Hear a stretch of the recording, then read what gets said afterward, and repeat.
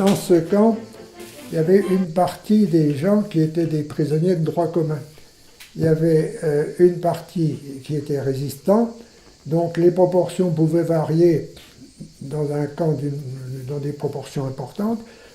Heureusement, dans le nôtre, nous avions à peu près 3/4 de résistants et 1/4 seulement de déportés de droit commun.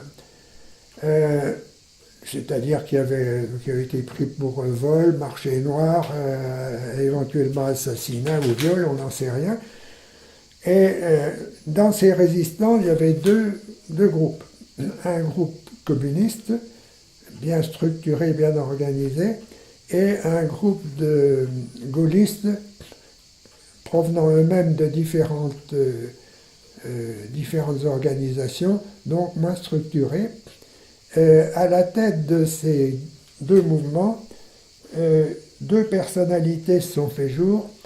Chez les communistes, un nommé Chantreuil, qui était un syndicaliste convaincu et un humaniste.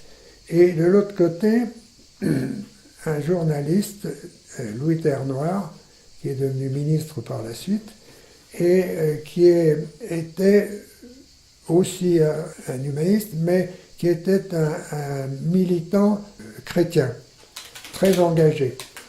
Et ces deux hommes que tout séparait, puisqu'en fait il y avait un manuel, il y avait un intellectuel, il y avait un plombier, il y avait un journaliste, il y avait un chrétien, il y avait un athée. Donc on peut dire que tous les opposés, la seule chose qu'ils avaient en commun, c'est que c'était deux humanistes, c'était des hommes de foi, comme je dirais, chacun à leur manière. Et ces deux garçons ont tout de suite compris que si on voulait s'en sortir, on avait intérêt à unir nos forces, c'est-à-dire que le groupe communiste et le groupe gaulliste arrêtent de se chamailler, comme ça a été souvent le cas dans la résistance, et arrivent vraiment à unir leurs forces.